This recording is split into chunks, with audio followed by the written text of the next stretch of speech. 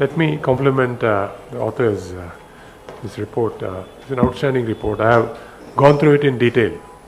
And what struck me is that every step that they have brought out, the challenges that they have brought out is correct, because some of these I have faced myself, so I can relate to this. And what struck me is that I think that I am an informed person and keep track of things and so on. So if I could, would have overlooked or not done something and not taken the steps to claim something which is lying in, say, one of these devices, I can only then imagine the challenge that somebody without probably living in a smaller town, without the access that we in urban areas have, and without maybe technology and so on, what it would have taken. And the time to claim that took me from, with handholding, and I will specify that, took more than a year to get what was locked up out.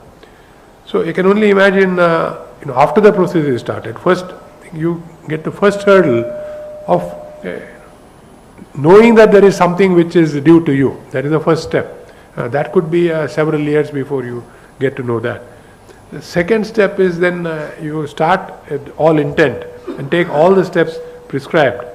That itself took 1 year for me. It could take many more years for somebody else.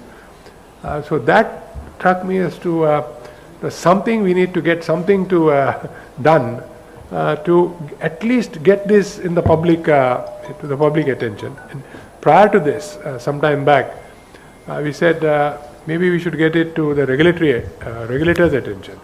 And Harsh and another colleague, I think, took the initiative a couple of years back to bring it broadly to the regulators' attention. And thereafter, we did see traction on the regulators' side, I must admit. But this report has brought it out in a very methodical, step-by-step process, what actually you face. And gives to me a framework on which regulators can act, the government can act. So it's not just a report of findings, but it's also a report of what I would use the phrase implementable suggestions. And I will leave it to our two panelists, Jacob and Harsh, to push it further.